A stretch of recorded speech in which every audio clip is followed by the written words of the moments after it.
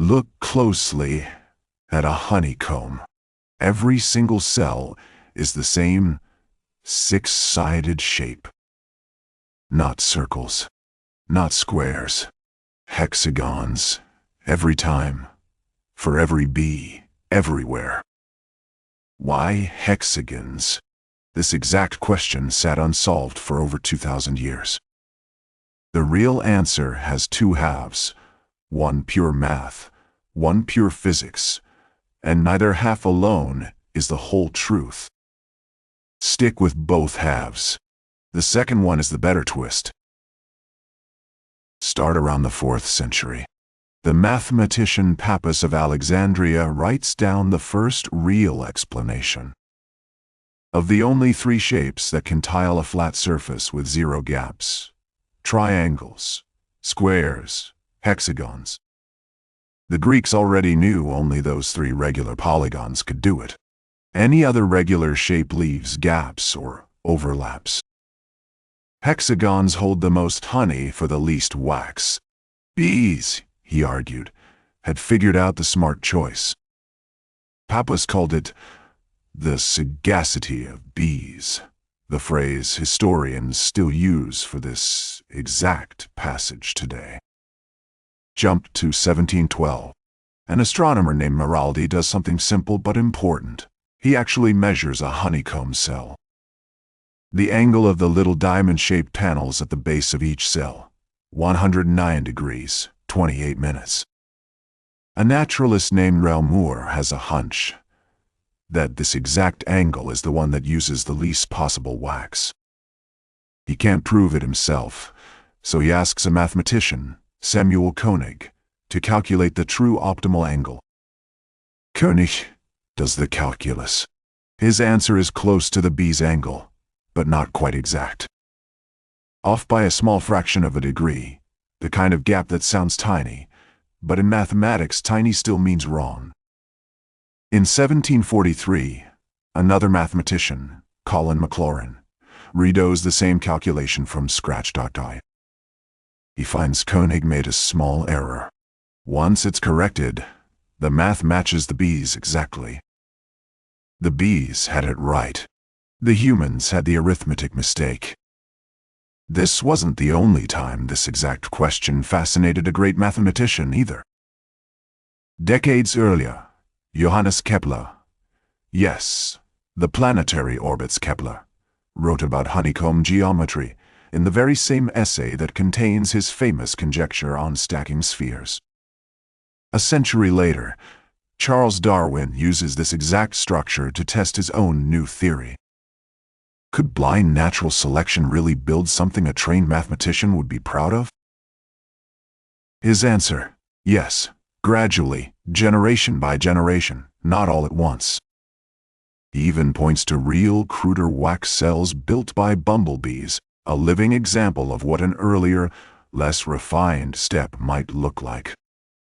Now let's actually prove the bees right. Start with the simplest possible question. If you just need to enclose one blob of area using the least possible boundary, the best shape is a circle. That's the oldest optimization result in geometry. It's called the isoperimetric inequality, and it's been provable with modern calculus for a long time. But circles have a problem. They can't tile a flat surface. Pack them as tightly as mathematically possible. And you still waste about 9.3% of the space as gaps between them. That exact packing problem was proven by a mathematician named László Fejes Tóth in 1940. Remember that name. So, among shapes that do tile with zero gaps, only three exist: triangles, squares, hexagons. Compare them for the same enclosed area. Hexagons use about 7.5% less wall material than squares, and about 22.5% less than triangles. That much was assumed since antiquity. Here's the part that stayed genuinely open. Could some bizarre, curved, non-convex shape something no one would ever think to try. Secretly beat the hexagon? In 1943, the same László Fejes Tóth from the circle-packing result closed part of this. Hexagons beat every possible convex shape.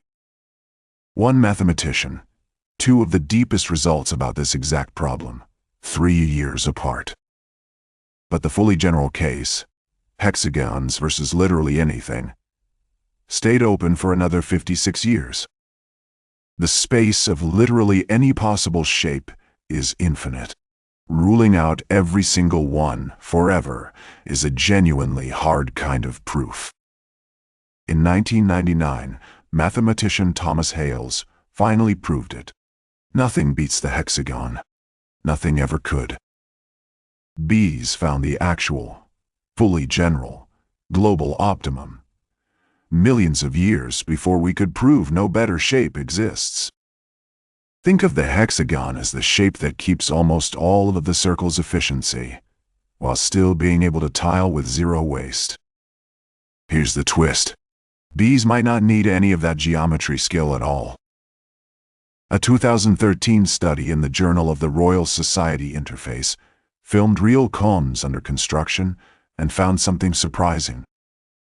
Bees don't start by building hexagons. They start by building round wax tubes, packed closely together. Body heat from the bees keeps the wax around 45 degrees Celsius, soft enough to flow, like warm candle wax. At every point where 3 walls meet, the soft wax settles into a 120-degree angle. That's not a bee decision. It's the same physics that makes soap bubbles meet at exactly 120 degrees every time. A 19th-century Belgian physicist, Joseph Plateau, worked this out from soap film experiments. 3 films always meet in 3s, always at 120 degrees. Any other angle is unstable. The film physically rearranges itself until it hits 120. 3 walls meeting at 120 degrees, over and over across the whole comb. That geometry is a hexagonal grid. The hexagons may finish themselves. Physics does the last mile of the work. But bees aren't passive either, and this is the honest complication.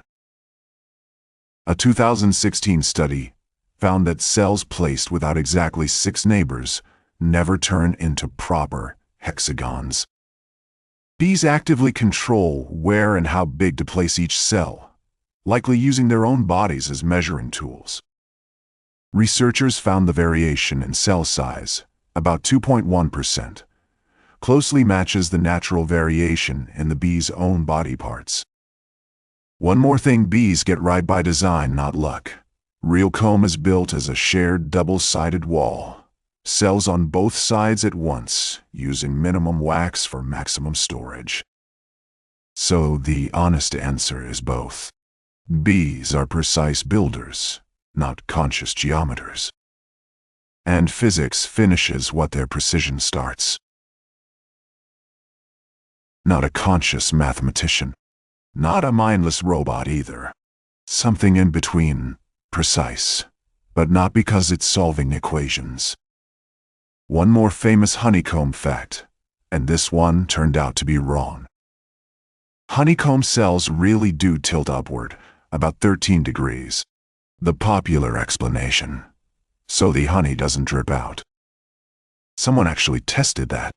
Researchers hung real combs upside down. The honey stayed exactly where it was. The real reason for the tilt: it shifts weight onto the shared walls, making the whole comb structurally stronger. Honey stays put because of its own grip on the wax's microscopic texture. Tilt has nothing to do with it. A satisfying reminder. Even a well-known fact about bees is worth testing before you repeat it. This isn't just a bee thing anymore either. Aircraft panels are built with a honeycomb core inside, for exactly the same reason: maximum strength, minimum material. Fuselage panels, Cargo doors, wing flaps. The same six-sided shape a bee, discovered now literally, helps keep planes in the air.